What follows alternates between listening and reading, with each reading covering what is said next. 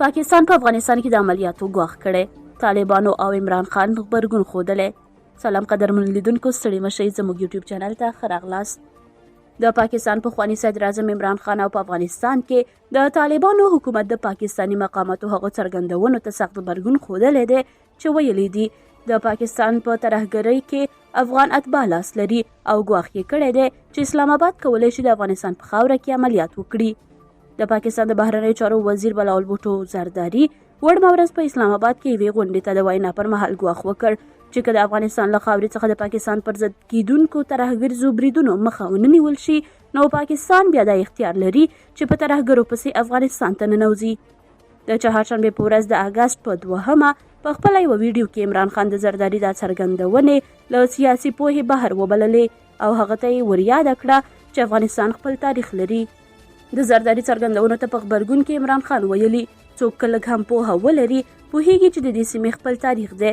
د سیمې مطلب پاکستان، افغانستان او قبایلي سیمې دي، نو هغه به داسې احمقانه څرګندونې ونه کړي.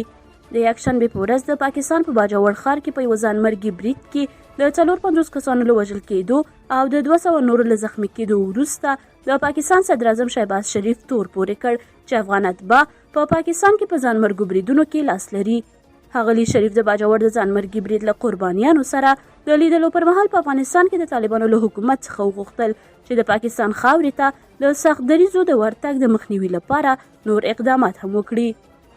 عمران خان چې د حکومت مخالف ګوند تحریک انصاف مشر دی، د پاکستان موجوده حکومت تورن کړی دی چې له افغانستان سره یې د ښو اړیکو ټینګولو فرصت له لاسه ورکړی دی. د طالبانو غبرګون.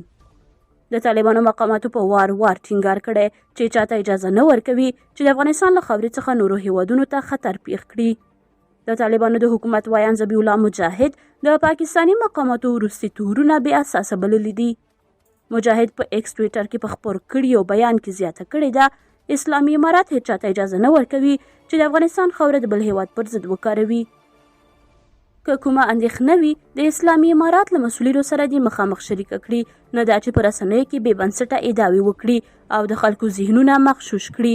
ښکاره ده چې دا ډول ادعاوې د دواړو هیوادونو او خلکو په ګټه نه دي. عمران خان ویلي چې په افغانستان کې د طالبانو له بیا واکمنېدو وړاندې د اشرف غني حکومت د هند پلوی او د پاکستان پر ضد و. هغه زیاته کړې ده چې د طالبانو حکومت د اسلام آباد لپاره مهم فرصت دی ترڅو له کابل سره د خپلو ګټو په اساس غوره اړیکې پر مخ یوسي.